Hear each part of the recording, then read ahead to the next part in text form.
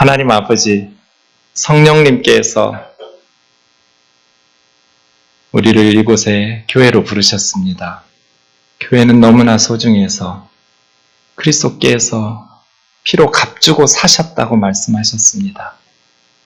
이제 두 교회가 하나의 교회가 되었습니다.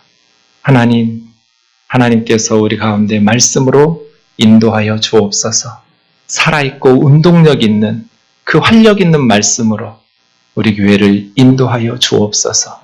미련한 종을 주님 손에 맡겼고 예수님의 이름으로 기도하옵나이다. 저는 지금 저 사진 같습니다. 첫 번째 단추를 끼우고 있는 그런 심정입니다. 첫 인상이라는 게 중요하죠. 아마 두고두고 오랜 시간 후에 전 뜨인돌교회 첫 번째 저의 설교 기억합니다. 그리고 18년 동안 계속해서 그 설교를 사역하는 동안에 생각해 왔었습니다. 아마 이 설교도 두고두고 제가 은퇴할 때까지 기억하게 될 겁니다. 그런 의미에서 첫 단추를 바르게 끼우는 것이 중요한 것 같습니다. 첫 번째 단추를 잘 끼우지 못하면 저렇게 되죠. 옷이 엉망이 돼요.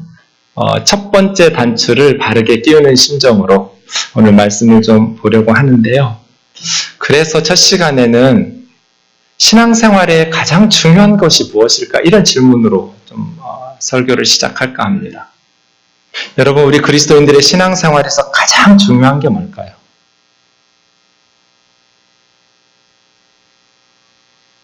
여러분 나름의 생각이 각각 대답이 될 거고요. 그 대답마다 나름의 이유가 있을 것이고 정답이 꼭 하나이어야 될 필요는 없겠지만 우리 그리스도인들의 삶에 있어서 신앙생활에 가장 중요한 것은 이것 아닐까? 저 나름의 생각은 시편 108편을 생각하면서 이것이 첫 번째 단추를 끼우는 첫 설교에 우리 성도님들이 오랫동안 잊지 않고 기억했으면 좋겠다 싶은 우리 신앙생활에서 가장 중요한 요소.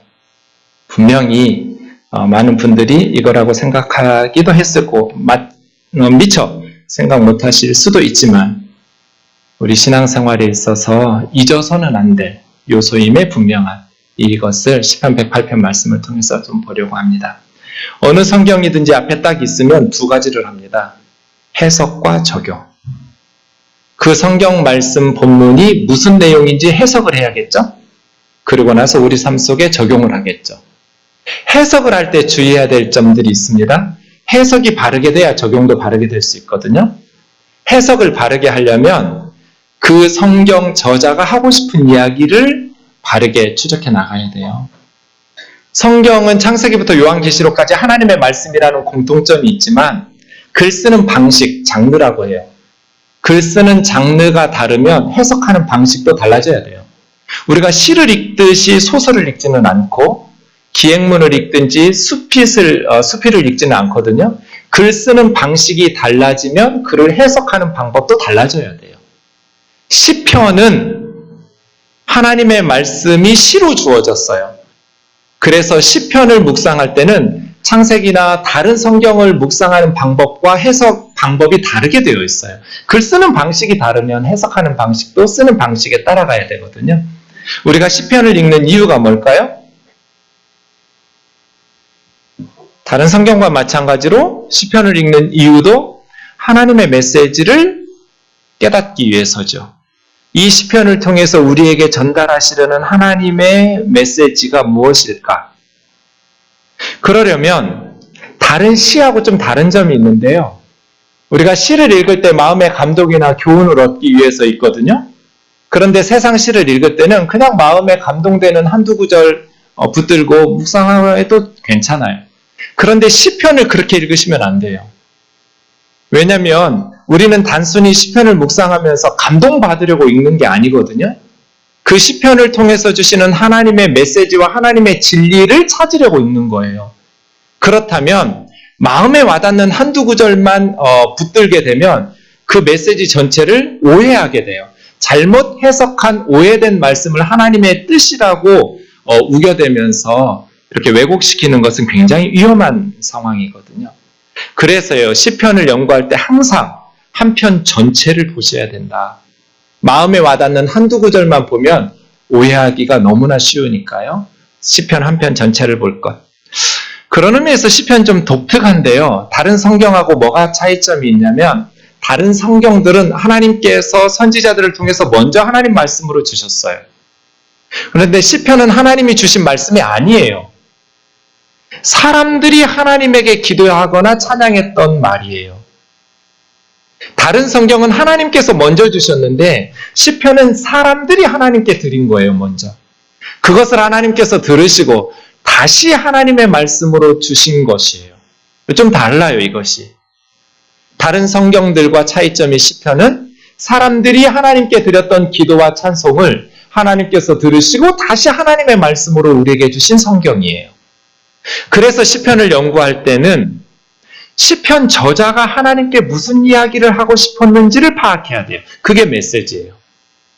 예컨대 시편 108편이라면 이 시편 108편 저자가 하나님께 무슨 기도를 하고 싶었는지, 이 사람 하나님에게 하고 싶었던 말씀이 뭐였는지를 파악하는 것이 시편을 제대로 공부하는 방식입니다.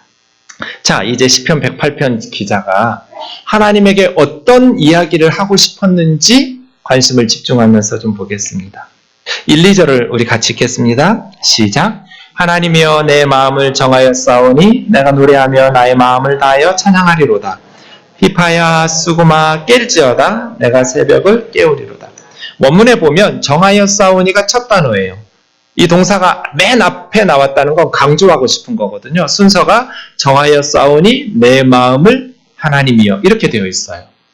그러니까 자기가 마음을 확정했다, 결심했다라는 것을 강조하고 싶은 거예요. 하나님, 제가 결심했어요. 이 사람 결심한 게 뭐예요? 하나님을 노래하고 마음을 다해서 하나님을 찬양하기로 결심했어요. 네. 그러면서 비파와 수금을 깨우는 거예요. 비파와 수금은 악기죠? 우리식으로 하면 기타, 피아노, 드럼. 야, 자지 말고 일어나. 얘들이 자요? 악기들은 잠자는 것은 아닌데 마치 잠들어 있는 악기들, 비파와 수금, 일어나 일어나 흔들어 깨우면서 같이 찬양하자는 거죠? 내가 새벽을 깨우리로라. 새벽은 시간이에요. 시간이 자요? 무생물이에요. 하지만 시간도 흔들어서 깨워서 새벽부터 너 일어나 그만 자고 하나님 찬양하자. 이게 이제 시예요, 시. 일반 사람들 같으면 막 진지하게 기타 일어나 하면 좀 정신 이상하다고 말하겠죠? 그런데 시편은 가능해요. 시적 상상력을 발휘하면서 하나님, 제가 마음에 결심했어요. 하나님을 찬양하고 마음 다해서 하나님을 노래하기로 결심했는데요. 하면서 악기들을 깨우고 새벽 시간들을 깨우면서 함께 하나님을 찬양하고 싶은 거거든요. 갑자기 여러분이 다니던 두 교회가 하나의 교회로 통합했어요. 이 말은 저와 여러분의 신앙생활에 중대한 전환점이 발생했다는 거예요. 이러한 전환기에 저와 여러분의 마음이 어떤 마음의 결심을 하는지, 우리 마음속에 어떤 생각이 가득한지 궁금해요. 바라기는 이제부터 제대로 하나님 믿어봐야지. 내 남은 인생이 몇 년인지 몇십 년인지 알 수 없지만 내가 교회가 새로워지는 이 시기에 정말 신앙생활 열심히 하면서 내 삶을 값지게 하나님께서 기쁘시게 바라볼 수 있는 삶으로 살아야지. 이런 선한 결심들이 있었으면 좋겠어요. 이 시편 기자는 마음을 다해서 하나님을 찬송하기로 결심했어요. 하나님, 저 확정했어요. 내 마음 확정했어요. 노래하며 하나님을 마음 다해서 찬양하기로. 이런 찬양의 결심들이 저와 여러분에게 있었으면 좋겠어요. 왜냐하면 이사야 43장 21절 같이 읽겠습니다. 시작. 이 백성은 내가 나를 위하여 지었나니 나의 찬송하게 하랴. 하나님께서 우리를 왜 지으셨어요? 하나님을 위해서 지으셨어요. 하나님 때문에 지으신 거예요. 우리는 목적 없는 존재가 아니에요. 우리는 하나님을 위해서 지음받았어요. 그런데 하나님을 찬송하게 하시려고 지으셨대요. 그래서 이 사람이 하나님을 찬송하기로 확정하고 마음을 다해서 하나님을 찬양하기로 한 것은 정말 하나님께서 기뻐하실 일이겠죠. 하나님, 우리를 찬송하게 하시려고 지으셨어요. 돈 벌라고 지으신 거 아니에요. 공부하라고 지으신 거 아니에요. 하나님께서 우리를 지으신 이유는 하나님을 찬송하게 하려고, 우리는 하나님을 위해서 지음받은 존재들이에요. 하나님을 찬송하기로. 그런데 하나님은 찬양받기에 합당하신 분이시거든요. 왜냐하면 3절 4절이요. 시작. 여호와여 내가 만민 중에서 주께 감사하고 문 나라 중에서 주를 찬양하오리니 주의 인자하심이 하늘보다 높으시며 주의 진실은 궁창에 이르나이다. 사실 히브리어가 이렇게 생기진 않았어요. 지금 깨졌어요. 네. 하나님을 찬송한다고 말했는데 감사가 첫 단어죠?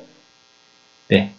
만민 중에서 주님께 감사하고 하나님을 찬송하는 것과 하나님을 감사하는 것이 언제나 연결되어 있어요. 성경에는. 그러니까 감사 찬송하는 거예요. 왜요? 하나님께서 어떤 분이신지 또 하나님께서 우리를 위해서 어떤 일을 하셨는지를 묵상하다 보면 하나님을 감사하면서 찬송하지 않을 수 없어요. 하나님 너무 좋은 분이에요. 지극히 선하신 분이에요. 그리고 하나님은 사랑하지 않고 못 배기게 만드시는 분이에요. 저희 어머니는 제가 어머니를 사랑하지 않고는 못 배기게 만드는 분이에요. 사실은 저희 어머니 한국에 계시다면 아마 오늘 여기 오셨을 거예요. 근데 제가 얼마 전에 미국 누이집으로 보냈어요. 80이 넘으신 어머니가 농사를 너무 과하게 지으세요. 건강을 해칠 만큼 많은 농사를 지으세요. 그래서 제가 가기 싫다는 걸 억지로 보내셨어요. 그래서 올 추석이 지나면 돌아오실 거예요. 농사 시즌이 끝나면. 아버지는 오래전에 돌아가셨어요. 혼자 사시는 시골의 할머니가 뭐하러 그렇게 욕심껏 농사를 지으실까요? 그걸로 팔아서 돈 버는 건 없어요. 온갖 농사 지어서 자식들 보내주세요. 근데 고향에 가보면 좋은 건 다 자식들 집으로 보내시고 그냥 고생은 어머니 혼자 다 하셨는데 버리기 아까운 거, 별로 좋지 않은 것들은 어머니가 놓고 드세요. 그 어머니죠. 자식들을 위해서 이제 몇 년이나 더 사시겠다고 그렇게 고생하면서 온갖 좋은 건 다 자식들 생각만 해요. 그래서 어머니를 생각하면 감사하지 않을 수가 없어요. 고마워하지 않을 수가 없어요. 하나님 그런 분이에요. 하나님이 어떤 분이신지 그리고 하나님께서 우리를 위해서 무엇을 행하셨는지를 묵상하면 하나님께 감사하지 않을 수가 없어요. 우리 인생에 베푸신 하나님의 은혜를 하나님의 그 사랑을 우리가 묵상하다 보면 하나님을 감사하면서 찬송하지 않을 수 없어요. 새벽부터 악기들 깨워가지고 새벽을 깨우면서 하나님을 온종일 정말 그 찬송가 가사처럼 말이에요. 만 개의 입이 내게 있다면 그 입 만 개를 다 가지고 몇 개 빼놓지 않아요. 그 입 다 가지고 내 구주 주신 은총을 늘 찬송하겠네. 이 사람 어떻게 그런 찬송가 지었을까요? 하나님이 어떤 분이신지 묵상한 거예요. 하나님이 자기를 위해서 무엇을 행하셨는지 예수 그리스도의 십자가의 사랑을 묵상하는 거예요. 그러니까 감사가 영혼 깊은 곳에서부터 내가 입이 하나인 게 억울한 거예요. 입이 한 10,000개쯤 있었으면 좋겠다. 10,000개의 입을 가지고 하나님의 은총을 찬양하고 싶다. 늘 항상. 그러한 영혼의 깊은 묵상이 있기를 주의 이름으로 축원합니다. 하나님께 감사하겠대요. 그런데 조용히 감사하지 않아요. 이 사람 찬송 스케일이 좀 커요. 만민 중에서 감사하겠대요. 조용히 골방에서 찬양할 사람이 아니에요. 문 나라 열방 가운데에서 하나님을 찬양하고 싶은 거예요. 왜냐하면 4절 하나님의 인자 헤세드는 언약적 사랑이라고 그래서요. 포기하지 않는 사랑이에요. 하나님은 끝까지 우리를 사랑하세요. 그 하나님의 사랑이 하늘까지 미치고 하나님의 진실 에메트예요. 하나님의 진리는 궁창 위에까지 이르기 때문에 저 구름 위까지 저 하늘 꼭대기에 차고 넘치도록 하나님의 사랑과 하나님의 진실하심이 크시기 때문이에요. 5절이요. 6절까지 읽겠습니다. 시작. 하나님이여 주는 하늘 위에 높이 들리시며 주의 영광이 온 땅에서 높임 받으시기를 원하나이다.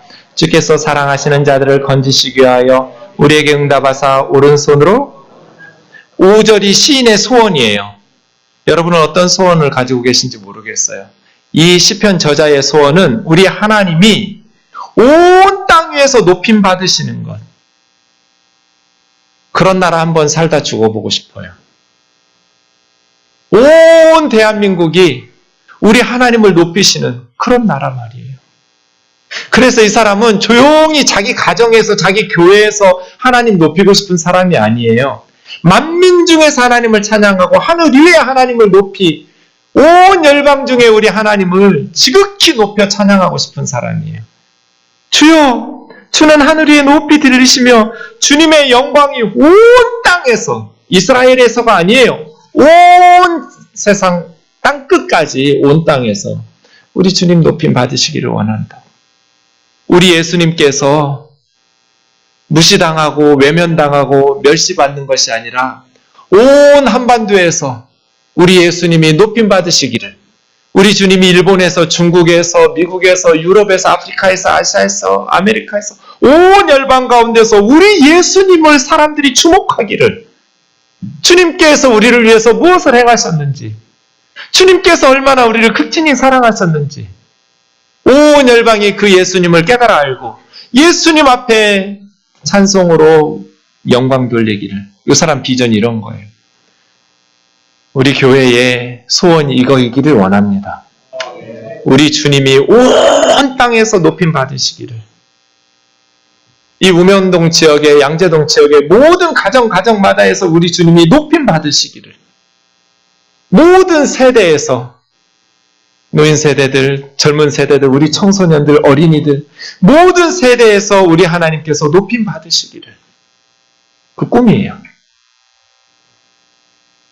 그런데 시가 6절에서 바뀌었어요. 1절에서 5절까지 지금 계속 찬송이었죠. 내 마음 결심했습니다, 하나님. 내가 노래하며 마음을 다해서 하나님을 찬양하기로. 하나님 확정했습니다. 악기들을 깨워가면서 비파야 수금아 일어나. 왜? 하나님 함께 찬양하자. 새벽 너도 일어나. 내가 만민 중에서 주님께 감사하면서 문 나라 중에서 하나님을 찬양하겠습니다. 왜냐하면 하나님의 사랑은 하늘보다 높고 하나님의 진실하심은 궁창에까지 이르기 때문입니다. 내가 하나님을 하늘 위에 높이 들리시고 우리 하나님께서 온 땅에 영광 받으시기를, 높임 받으시기를 원합니다. 계속 찬송이었죠. 그런데 6절에서 바뀌었죠. 6절은 뭐예요? 기도죠. 간구예요.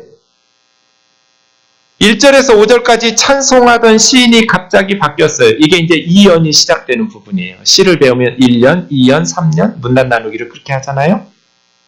2연이 시작되는데 2연의 내용은 뭐예요? 구원해 달라는 거예요. 주께서 사랑하시는 자들을 건지시기 위해서 우리 기도에 응답하셔서 주의 오른손으로 건져달라고. 그러니까 이 사람 지금 어떤 위기에 처한 거죠. 구원이 필요한 사람이에요. 어떤 상황인지 아직 모르겠어요.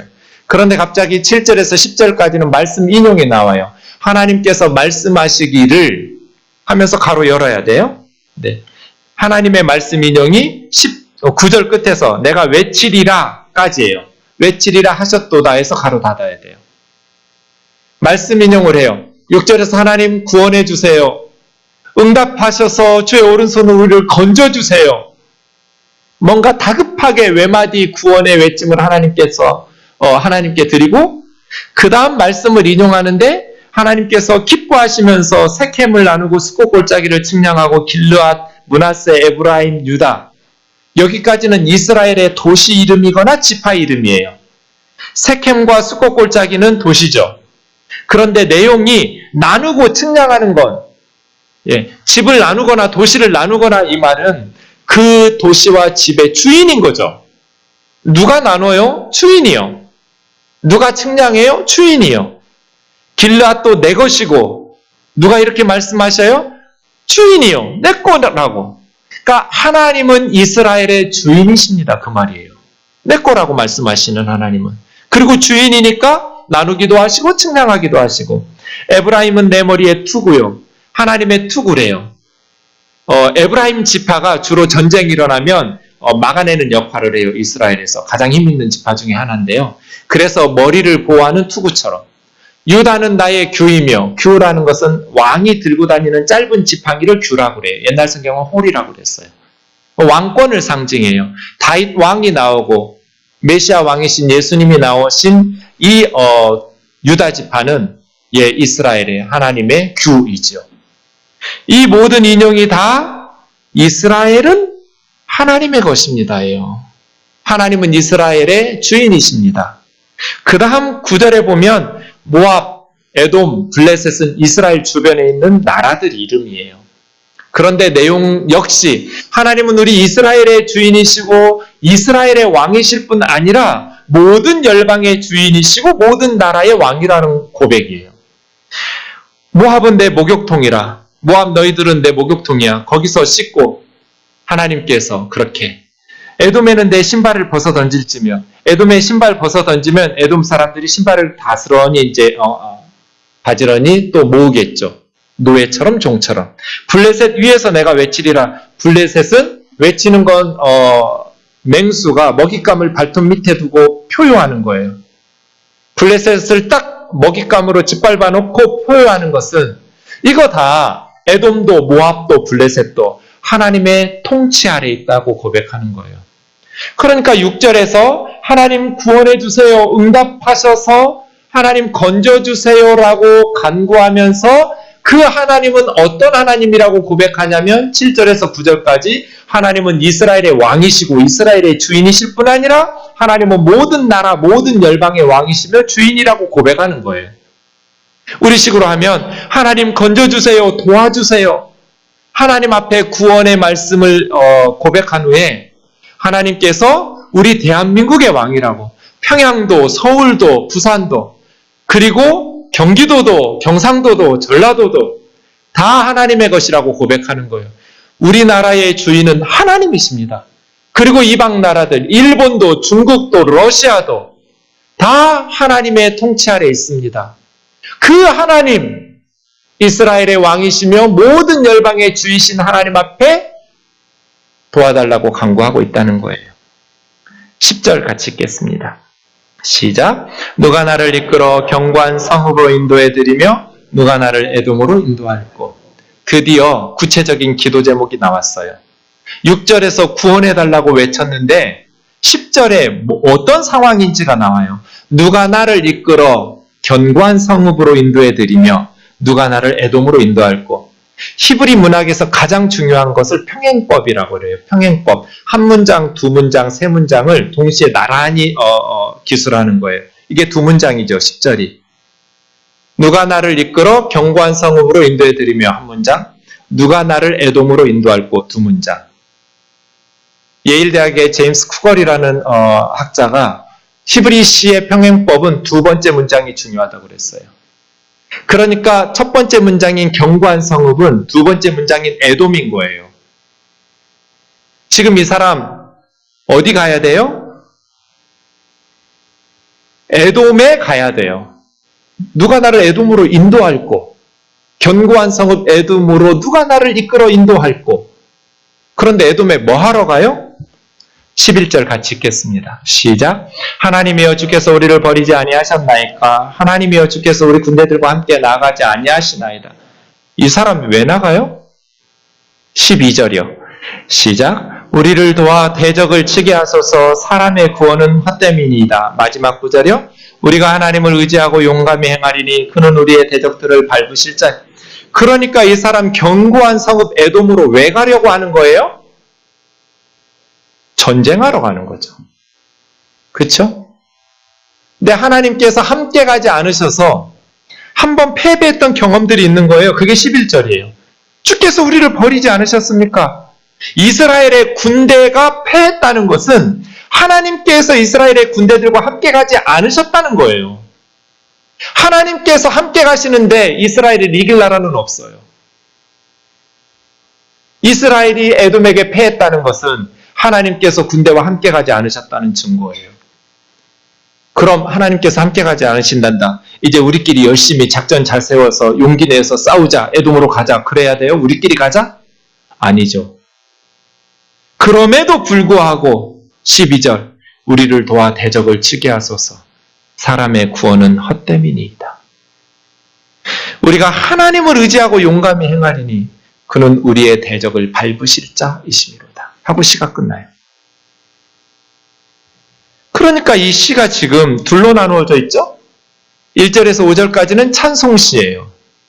그래서 시편 앞에 다윗의 찬송시 그렇게 해설을 붙여놨는데 제가 볼 때는 해설이 틀렸어요. 랍비들이 잘못 본 거예요, 이 시를. 이 시인이 진짜 하고 싶은 얘기는 1절에서 5절이에요? 6절에서 13절이에요? 1절에서 5절은 찬송시고요. 6절에서 13절은 기도 간구시예요. 탄원시예요. 하나님에게 다급하게 도우심을, 구원을 요청하는 시예요. 그런데 이 시인이 진짜 하고 싶은 얘기는 앞부분이 아니라 뒷부분이에요.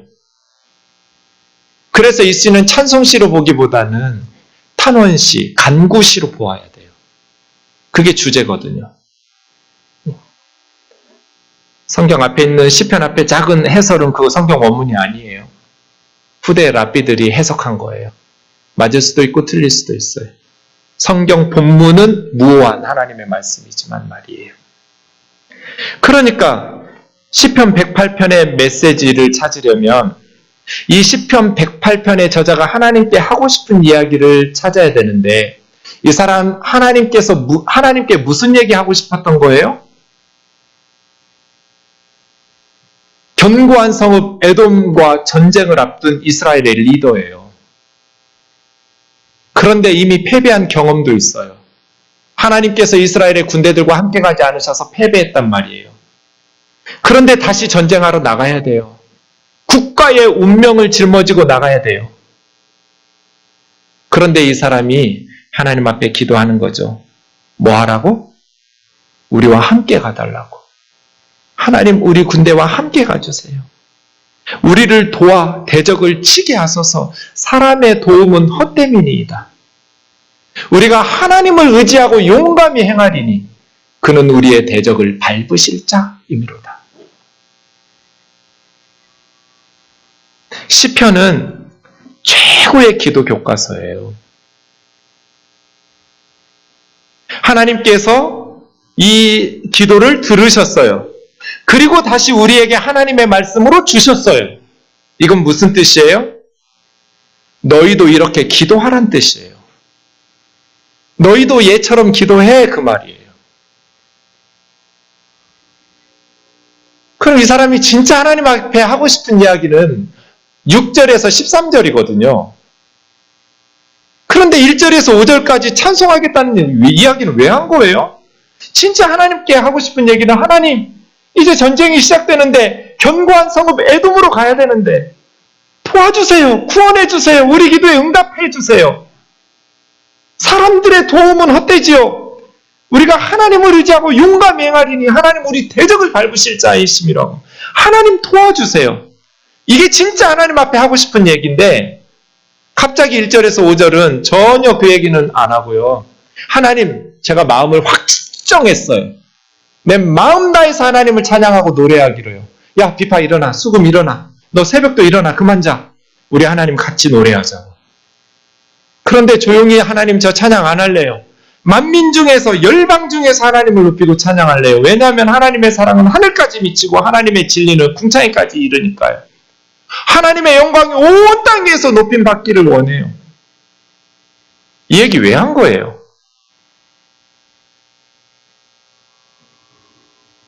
아빠가 회사에서 돌아오니까 딸이 반갑게 맞이하면서 아빠 오늘 고생하셨죠? 아우 수고하셨어요. 가방 이리 주세요. 아 진짜 우리 아빠 너무 멋지고 진짜 우리들 때문에 고생도 많이 하시고 정말 감사해요 아빠. 2만 원만 주세요.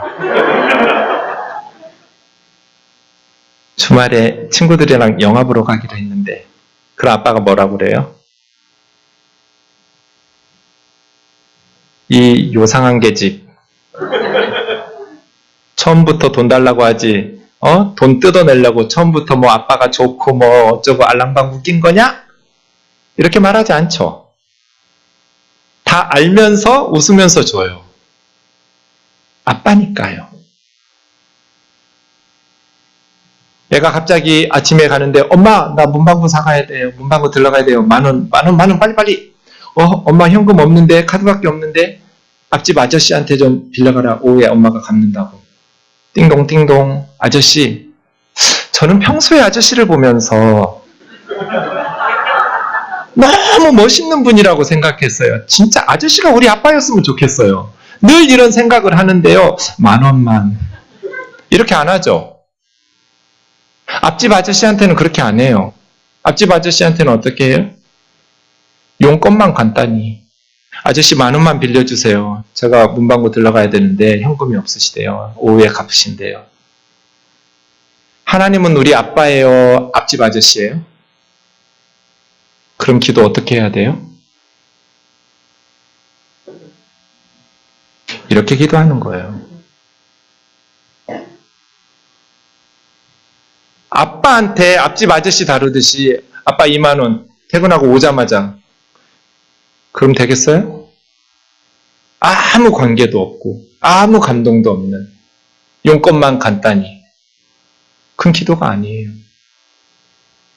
너희도 이렇게 기도하라는 거예요. 시편은 최고의 기도 교과서예요.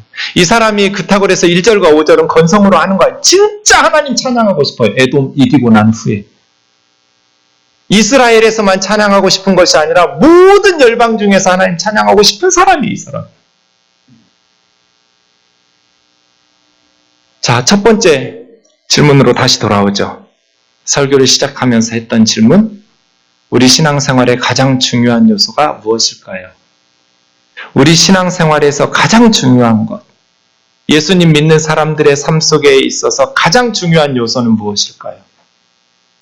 임마누엘이에요. 하나님이 우리와 함께 하시는 것. 저와 여러분의 삶, 저와 여러분의 신앙에 가장 중요한 것. 하나님께서 함께 하시는 삶. 이 첫 설교를 잊지 않으시기를 바랍니다. 생동교우 여러분, 오늘 좀 낯설었죠? 갑자기 많은 사람들이 들어와서. 좀 조심스럽기도 합니다. 우리가 혹시 또 생동 식구들 마음에 불편함을 드리지는 않을까. 많은 수의 성도들이 오니 앞으로 우리 교회가 잘 될 것 같습니까? 뜨인돌 교우 여러분, 갑자기 우리가 상상하지도 않았던, 꿈에 꾸지도 않았던 좋은 예배당 건물이 생겼습니다. 생동 교우들의 수고로 그 수고의 열매를 우리가 함께 누리게 되었습니다. 그러니 앞으로 우리 교회가 잘 될 것 같습니까? 착각은 자유고 망상은 해수욕장 이름이에요. 우리 교회가 잘 되려면 하나님과 함께 가는 것이죠. 많은 수의 사람들이 왔거나 건물이 있다고 해서 교회가 잘 되는 게 아니에요. 우리 개인의 인생도 마찬가지죠. 스펙 좋다고 해서 그 인생이 행복하고 성공적으로 살아가는 거 아니더라고요. 제가 20여 년 동안 목회해 보니까 정말 중요한 것이 하나님과 동행하는 거예요. 하나님께서 함께 하시는 성도님들은 아무리 어려워도 영혼 깊은 곳에서부터 아주 진한 향기의 찬송이 나와요. 인생의 깊이가 있고요. 신앙의 품격이 있어요. 삶의 기품이 있어요. 그런데 세상적인 것이 엄청나게 많은 것을 가지고 있는 사람도 너무나 천박하고 믿음의 눈으로 볼 때 너무나 부끄럽고 그렇게 사는 사람들도 너무나 많아요. 우리 삶에, 우리 신앙생활에 정말 중요한 것이 하나님과 함께 하시는 거구나. 하나님과 동행하는 임마누엘이구나. 에돔이 얼마나 견고한가 이건 중요하지 않아요. 하나님이 나와 함께 가시는가 이게 중요해요. 내 앞에 있는 에돔이 얼마나 강한 적인가 이거 별로 중요한 요소가 아니에요. 내가 지금 하나님과 동행하고 있는가? 내가 하나님과 함께 하고 있는가? 내가 하나님을 의지하고 용감히 행하리니 그는 우리의 대적을 밟으실 자이심이로다. 사람의 도움은 헛되다고. 하나님이 우리를 도우셔야만 견고한 성읍의 도움을 물찌를 수 있다는 거예요. 모세가 군사력으로 애굽의 군대를 이겼나요? 여호수아가 군사력으로 가나안 백성들을 물리쳤나요? 다윗이 군사력으로 골리앗을 쓰러뜨렸나요? 다윗의 고백이 뭐예요? 너는 칼과 창과 단창으로 나오지만 나는 네가 모욕하는 이스라엘 군대의 하나님, 나는 우리 하나님과 함께 너한테 간다. 이스라엘의 군대의 하나님과 나는 너에게 나아간다고 고백하잖아요. 그래서 우리가 소망으로 삼고 붙잡아야 될 삶의 자산은 역대하 16장 9절이죠. 같이 읽겠습니다. 시작. 여호와의 눈은 온 땅을 두루 감찰하사 전심으로 자기에게 행하는 자들을 위하여 능력을 베푸시나. 지금도 여호와의 눈은 온 땅을 두루 감찰하면서 전심으로 하나님을 향하는 자들을 위해서 능력을 베푸시고 다윗이 골리앗을 쓰러뜨리는 역사가 나타난단 말이에요. 질문요? 임마누엘의 축복은 어떻게 누릴 수 있을까요? 그럼 우리가 어떻게 해야 하나님과 동행할 수 있을까요? 어떻게 해야 하나님이 우리와 함께 견고한 성읍 에돔으로 나아가실까요? 예수님이 답해 놓으셨어요. 요한복음 8장 29절 같이 읽겠습니다. 시작. 나를 보내신 이가 나와 함께 하시도다. 나는 항상 그가 기뻐하시는 일을 행함으로 나를 혼자 두지 않는다. 문장이 3개예요. 첫 번째 문장과 세 번째 문장은 표현은 다른데 의미가 똑같아요. 임마누엘이에요. 우리의 주제 임마누엘. 하나님께서 예수님과 항상 함께 하셨대요. 혼자 두지 않으셨대요. 그런데 가운데 내용이 달라요. 껍질이 같고 속이 달라요. 이런 걸 샌드위치 기법이라고 그래요. 아주 흔히 쓰는, 특히 마가복음에 많은 문학 기법이 샌드위치 기법이에요. 샌드위치를 만들 때는 같이 씹어 먹으라는 뜻이에요. 내용이 다르지만 껍질 따로, 속 따로 먹는 게 아니에요. 같이 해석하는 거. 연관이 있다는 뜻이에요.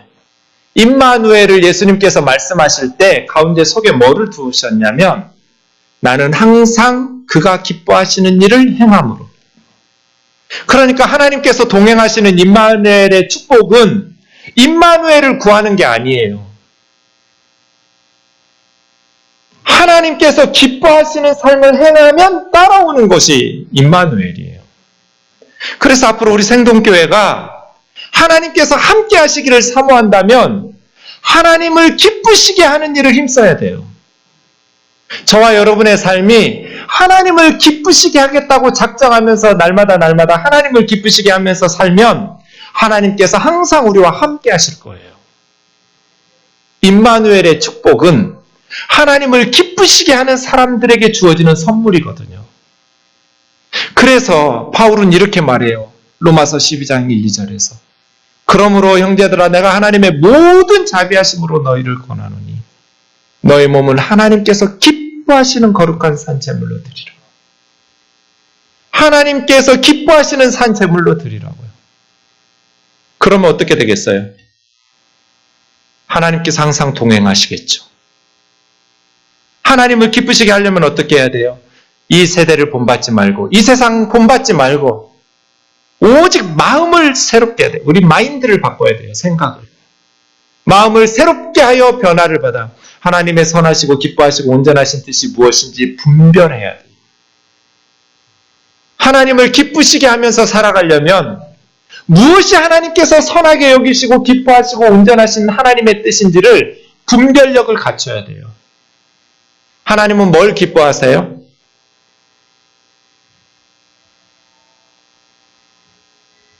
여러분, 하나님께서 뭘 기뻐하시냐고요? 많겠지만 히브리서 13장 16절 보죠. 같이요. 시작. 오직 선을 행함과 서로 나누어 주기를 잊지 말라. 하나님은 이 같은 제사를 기뻐하십니다. 하나님 뭘 기뻐하세요? 선을 행하는 것, 그리고 서로 나눠주는 것. 잊지 말라. 하나님께서 기뻐하시는.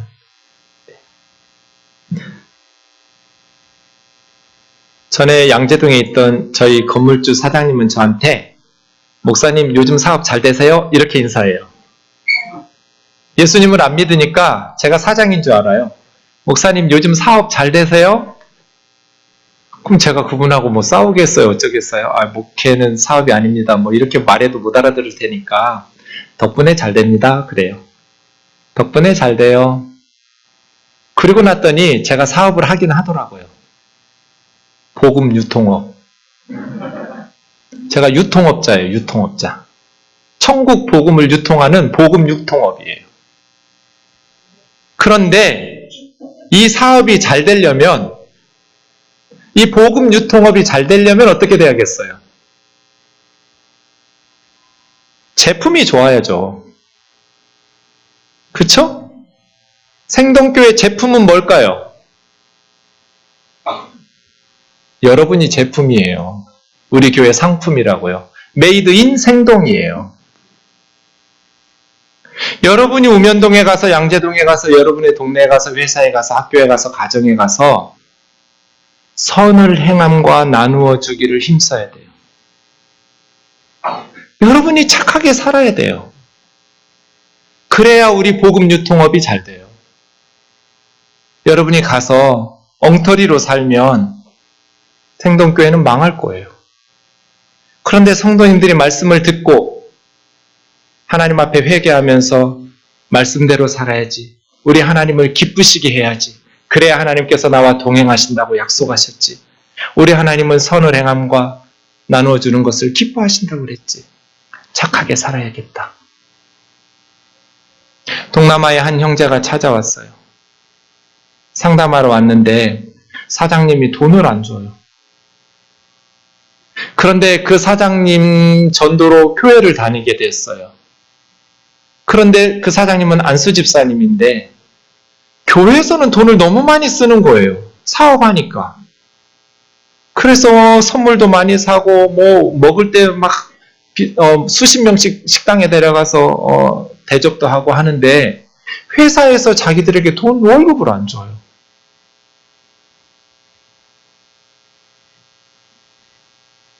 그럼 어떻게 해야 돼요?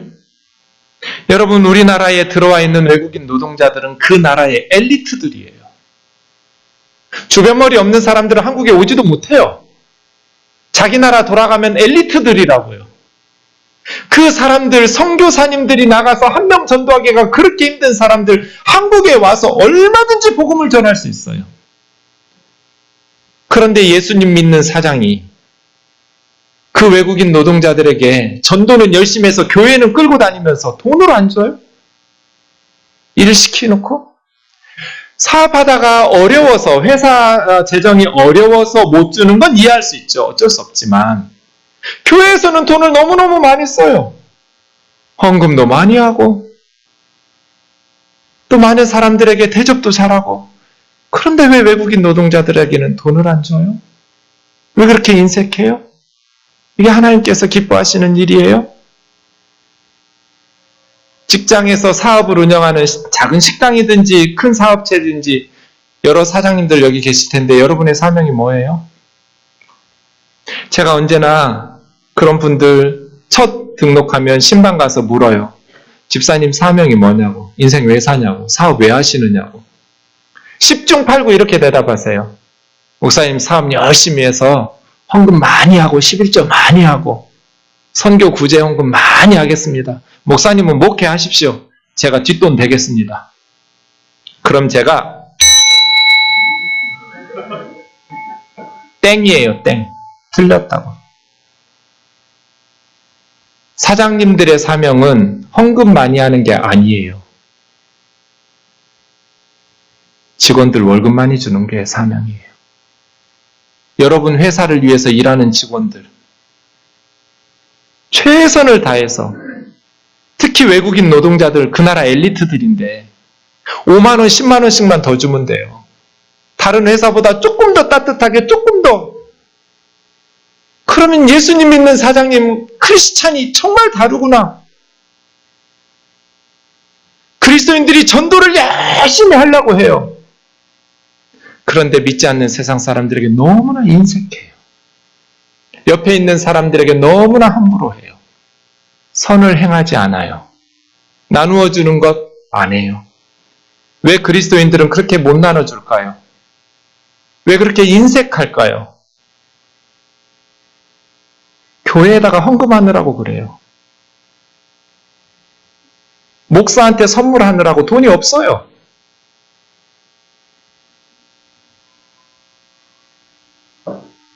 그래서 한국 교회가 무너지고 있어요. 헌금하지 말라는 거 아니에요. 하나님 앞에 드리는 기쁨이 얼마나 감사한 일이에요. 그러나 내 회사에서 일하는 직원들 월급부터 줘야 되는 거 아니에요? 그 가난한 나라에서 돈 좀 벌겠다고 고생고생해서 와서 한국 사람들은 하지도 않으려고 하는 그 힘든 육체노동을 하면서 남의 나라에 와서 밤낮 없이 일하고 있는데 정말 긍휼히 여기면서 따뜻하게 사랑으로 그리고 기도하면서 그들에게 은혜를 베풀면 그 사람들이 자기 나라 돌아가서 얼마나 훌륭한 크리스찬이 되겠어요.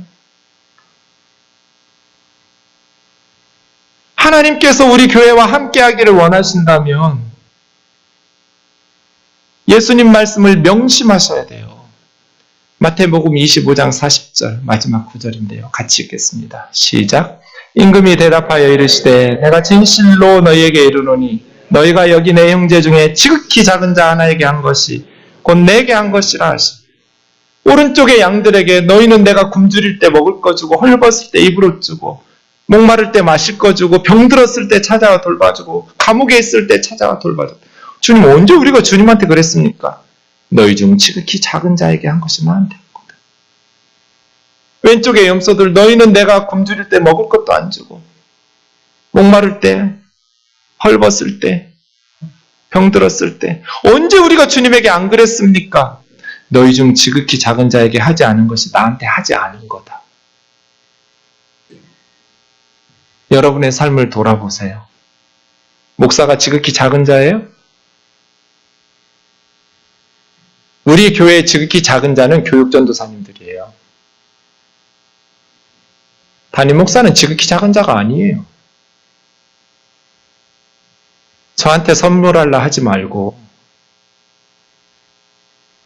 여러분 아파트 경비하는 아저씨들, 청소하는 아주머니들 명절이면 그 지극히 작은 자들을 도와줘야죠.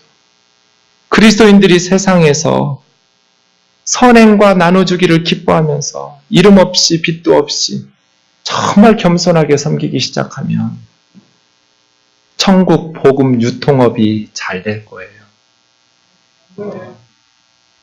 어느 교회 밑에 슈퍼 아저씨가 교회를 안 다녔는데 갑자기 말이 바뀌었어요. 그 슈퍼에는 그 교회 다니는 성도들이 많았대요. 이번에 새로 오신 당신네 교회 목사님 참 훌륭한 분이라고. 슈퍼에 갔던 그리스도인들이 깜짝 놀라요. 아, 아저씨 우리 교회 와봤냐고, 예배 드려봤느냐고, 우리 목사님 좋은 목사님 오신 줄 어떻게 아느냐고. 나 교회 한 번도 안 갔다고.